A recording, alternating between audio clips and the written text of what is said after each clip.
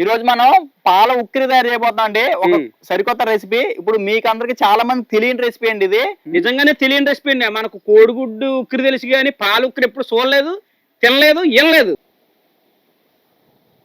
ఒక 2 చెంచాలు నూనె పోసుకుంటున్నాను. ఫస్ట్ ముందుగా పోపు గింజలు వేసేసుకొని వేపుకుందాం కొంచెం. ఈ పోపు ఏగుతుండగానే కరివేపాకు వేసుకుందాం అండి. పోపు వేగిన తర్వాత తరిగి పెట్టుకున్న ఉల్లిపాయలు, చీలి పెట్టుకున్న పచ్చిమిర్చి అండి, ఇవి కూడా వేసేసి దోరగా వేయించుకుందాం. ఈ ఉల్లిపాయల్లోనే రుచికి సరిపడి ఉప్పు వేసేసుకుంటే ఉల్లిపాయ ముక్క మంచిగా మగ్గిద్దండి తొందరగా. అల్లం వెల్లుల్లి పేస్ట్ కూడా వేసేసుకొని 1 నిమిషం పాటు పచ్చి వాసన పోయేదాకా వేయించుకుందాం అండి. ఇప్పుడు దీంట్లోనే ఒక చిటికెడు పసుపు వేస్తున్నాను, 1 చెంచా కారం వేస్తున్నానండి. ఒకసారి ఈ కారం కూడా పచ్చి వాసన పోయేదాకా ఒకసారి తిప్పేసుకుందాం ఇలాగా.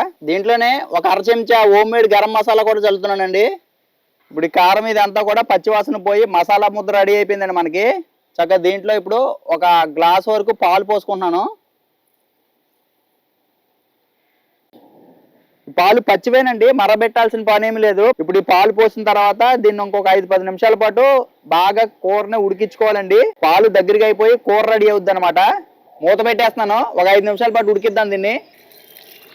10 నిమిషాలు అయిందండి. ఇదిగోండి మొత్తం పాలన్నీ దగ్గరికి అయిపోయి ఈరినాయండి, మంచిగా పాలన్నీ ఎగిరిపోయినాయి అనమాట. మనకి పాలు ఉక్కురు రెడీ అయిపోయింది. ఇక గుమ్మగుమ్మలు ఆడిపోతుందండి.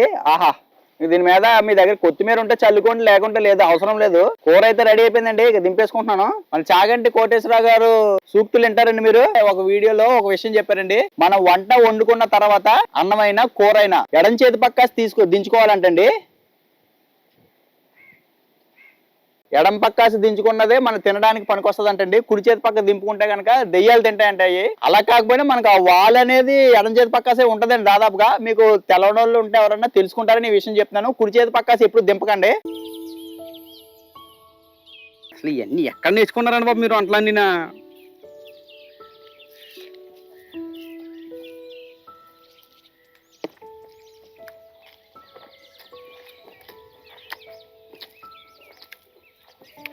అబ్బా, అమ్మ ఉందంటుందిదా టేస్ట్ అయితే అబ్బబ్బబ్బా నెక్స్ట్ లెవెల్. అదిరిపోయింది, మామూలుగా లేదు.